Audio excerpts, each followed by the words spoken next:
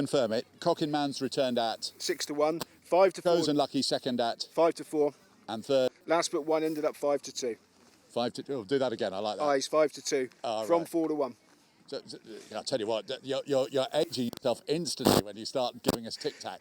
Because tic-tac is never seen on racecourse point-to-points or under rules anymore, is it? No, and I think if it wasn't for John McCorrick, it would have not been known by people a long time ago, but he sort of kept it alive with his online persona, but not used on the racecourse anymore. What's the one where you go top of the head? Top of the head, 9-4. Top of the head, 9-4.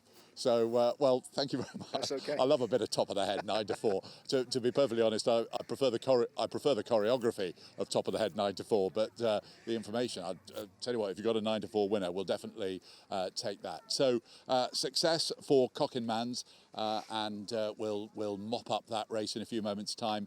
If you missed it earlier on, then the first division of that race, the success there went to Conor Houlihan, riding number 7 Radding Top, successful in the first race. Well, if the good news is I'm indicating towards our guest Mike because our winning jockey is here.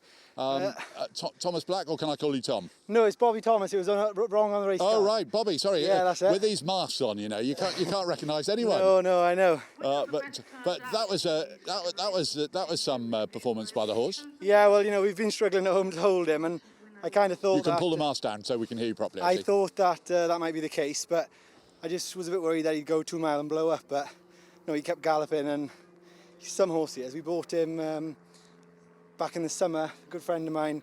Well, I couldn't afford him, to be honest, and then a friend of mine came on and bought half share in him with me. So yeah, we got him bought, and yeah, here we are.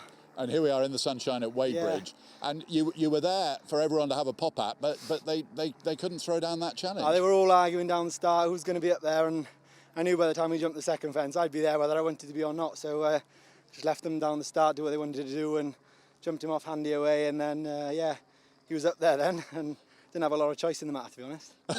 Well, he knows what he wants to do, does he? Yeah, and as long as he keeps going that way, I won't argue with him. So, and I'm loving the thought of the jockeys arguing at the start, so there was a lot of discussion about what was going to happen, was there? Everyone wanted to be there, but yeah. And what about you're in front, you know that the pack are behind you. Were you always confident you'd stay there? I knew he'd be able to maintain a good gallop like most of the way, but I just did worry a little bit that he would stop, you know, a couple from home perhaps, but no, he didn't. I kept listening to the fences to try and hear how far away they were, and when I jumped the last and I couldn't hear it brush, I didn't think it was, I thought perhaps I had another lap to go or something.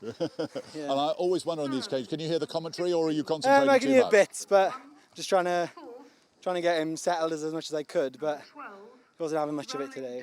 And Bobby, because you've got more rides later on. Yeah, we've got Play with the Wind maiden in the 3rd division later on now. Right. And where in Wales are you based? We're in Carmarthen in like southwest Wales. We've only got a small handful of horses and do them all ourselves. I've got a groom that works for me, and we do them all every morning. We put a round gallop in over the summer, so that's where that lad does most of his work. So Carmarthen, as the crow flies across the Bristol Channel, is not that far. No, it's not that literally there. How far was it to come all the way round? Like 4 hours and 3/4. Oh. So we left 4 o'clock this morning. Right. Yeah, came on down. Been rushing around all morning, and yeah, it was worth it. And when it does work out like that, and you have been up since 4 o'clock this morning, that must feel... Yeah. I'll probably be up until 4 o'clock tomorrow morning as well now. Well, celebrating. Yeah, definitely, yeah. So not allowed to celebrate in Wales, but we'll have... oh, well, you can do it quietly. You can do it quietly at home, can't you? Yeah. But no, well, it's lovely. And just remind us what you've got coming up later on. So we got Play with the Wind in the 3rd division of the maiden. We ran him last year in Bangor, finished 4th. He ran in a race at Bangor. Yeah, he did. He ran quite well. Yeah, I was really pleased with him. It was his first run, and yeah, he was 4th that day.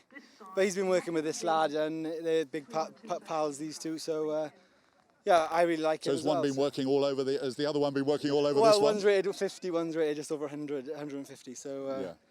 Yeah, no, he goes well, the other horses. I'm hopeful for him. I don't really know whether this track will suit him, but I thought it would suit Coco, so, well, that's Coquin Mans. Is that what you call him, do you? Yeah, so... because Coquin Mans is all a bit complicated. Yeah, Coco I still can't say it, no. So, so yeah, we brought him down then with Coco.